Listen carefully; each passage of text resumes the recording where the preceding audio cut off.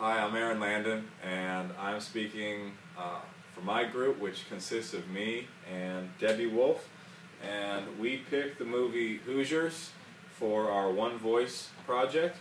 To talk about the framing of the movie, this movie is about a basketball coach who's taking over a team that struggled, and he tries to bring about organizational change by using the structural frame.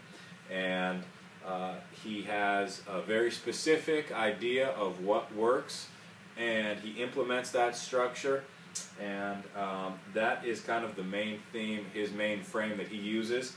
I would say he also maybe uses the symbolic frame in his coaching as a secondary frame. There's a part of the movie where there's a player on his team that has his own agenda and is not sticking to the game plan and not sticking to the structure.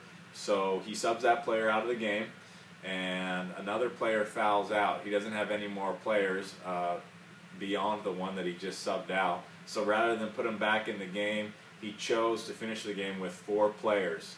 And obviously that put them at a huge disadvantage, but I think that was symbolic of sending the message that he wasn't going to play anybody who was not going to participate in the game plan and be a part of his system.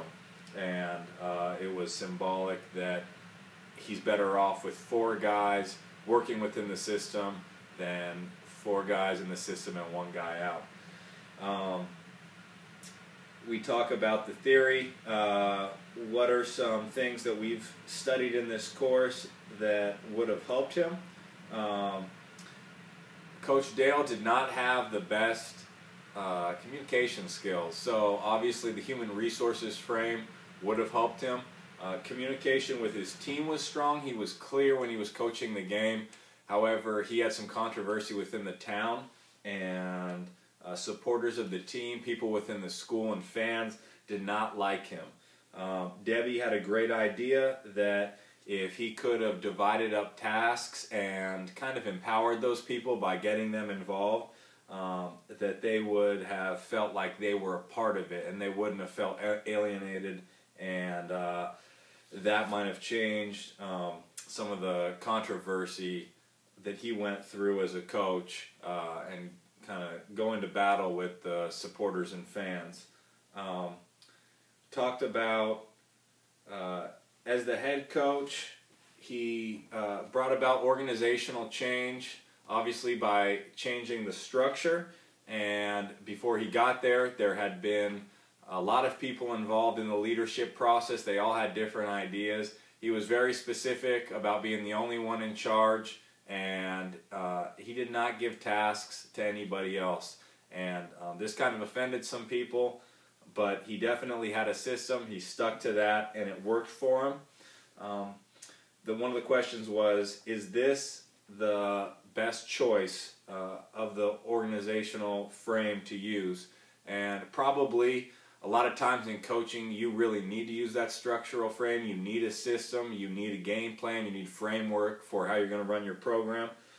However, he definitely could have communicated better and used that human resources frame. If he had kind of rallied his supporters together, Debbie brought up a good point. If he had just contacted them sooner and kind of told them about his plan and his system, they may have supported him earlier on.